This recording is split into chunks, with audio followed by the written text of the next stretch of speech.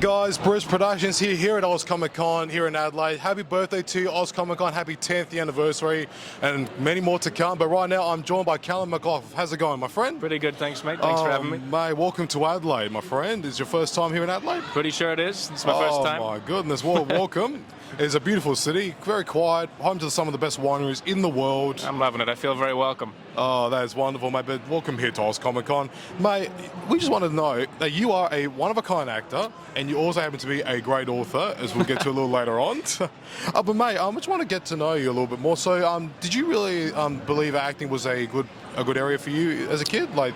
Yeah, it wasn't the thing that I initially expected myself to be doing. At a certain point in time, I wanted to be a physicist. I had all of these, scientific aspirations, and then, I don't quite have the mental acumen for those, so they never quite manifested. Acting fell pretty handily into my lap, and I was glad of that. I think it maybe suits me better. No worries. But mate, some people may know you from a particular movie.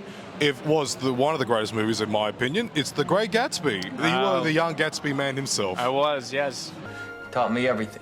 How to dress, act, and speak Gatsby. like a gentleman. J. Gatsby. She looks well, doesn't she? Gatsby hoped to inherit Cody's fortune. Old sport. And if you didn't know, we actually here in town, we've actually got a Gatsby lounge, if you didn't know. Here. You have a Gatsby lounge? What Absolutely. do you mean? It's a little pub down. It's a pub down in Glenfield God, I wish Street. I'd known that yesterday. I think I'm going straight from here to the airport after this. So I won't get time. But next time, Adelaide. No worries. Yeah. It is. It's on Glenfield Street in the city. You'll see the Gatsby Lounge. Oh my goodness! All right, yeah, next time. So you were auditioning for this role, and what was your opinion in this character? Like, what was your intake? Was it his accent? Was it the personality? Did it remind you of anybody that you knew? For Gatsby? Yep. Yeah, it's interesting. It was a very small role, of course, so I didn't really have to. I didn't have to do much in the way of preparation for the audition or anything. I think the most they wanted from me is just to see that I could do the furrow, like Leo was doing, and kind of lift the glass and say the line, and so it was pretty straightforward. I think it was mostly they mostly wanted someone who, if they did enough work on him, blue contact, blonde hair, you get him to just about resemble him from a certain angle and in certain lighting. Oh, that is wonderful. So, yeah. And I can imagine Leonardo was a great individual to work with and get to know him a little more. No, he was wonderful. Oh, I can imagine. From Titanic to, there was another movie I forgot. He was in. My favorite one of his, for me, is Blood Diamond. I got sent away to South Africa in 1978 with a moon silveranas. Then you joined the army. Yeah, I did my time in Angola. The 3-2 Battalion. That's right. Oh, Blood Diamond. It's always been a favorite, yeah. I really loved him in Titanic, but I loved him in Romeo and Juliet as well. Of course, yeah. Well, in that hit, you miss. She'll not be hit with Cupid's arrow, nor by the encounter of assailing eyes, nor ope her lap to saints seducing gold. Romeo and Shakespeare, #1, you cannot beat. Everyone's got a favorite, it's true. Of course. But mate, you were also part of the cast of The Walking Dead a long time ago as Alden, if I'm correct. Is it Alden?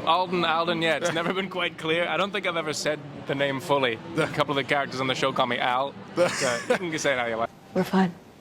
Maybe now. If these guys are anything like you say they are, then it's gonna get worse. But it was a fantastic show to be part of. Oh yeah, amazing. And what was your surprise though when your character was going to die? Like, what was your initial? I think every actor on the show is kind of always prepared to die, because it's understood that if you're cast on the show, you're probably going to cark it at some point. So I'd done all of my mental preparations, and I was ready to kick the bucket. So when the call finally came through, it wasn't too distressing.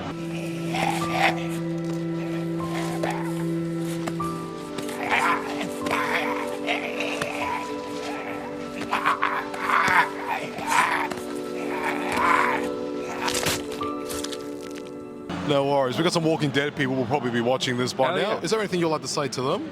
I mean, thank you guys so much for the support and for sticking with us through to the end. I'm more than proud to have been a part of it. So yeah, I hope you enjoy the spin-offs as well.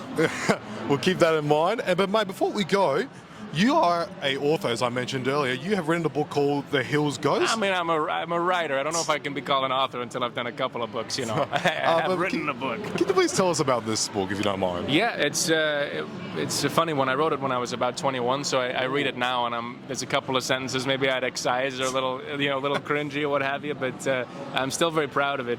My dad drew the cover art.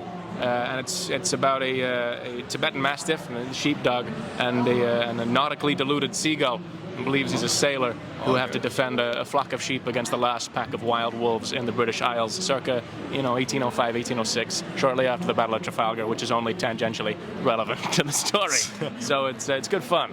Well, I better take a look at that book as well. And If you like, I don't think there are any copies left online, but I'm thinking of doing an anniversary edition at some very point. good. You know, sharpen up the writing a little bit, clean it up, and then put it back out there. Well, hopefully I'll get to get a copy of that and take a look at that in the future. Very kind of you. But I'm hearing from rumors that you are actually writing a new book. Is that correct? Yeah, who told you that? A little birdie. That's funny. All right, I gotta get my hands on that little birdie. Yeah, there's a couple of projects on the go, and then there's a book that I pretty much finished, but I'm really slow in the editing, just because once all of the passion of the storytelling is gone, it becomes just pure work a lot of the time, and so I'm working to make it readable. It's pretty much finished. I don't know when it's going to come out, but this one's even less accessible than the last one. So it's going to be fun for the few who stick around to read it to the end. All right, we'll take a good look at that on your social media networks, and keep an eye out in the future as well for your future roles upcoming as well.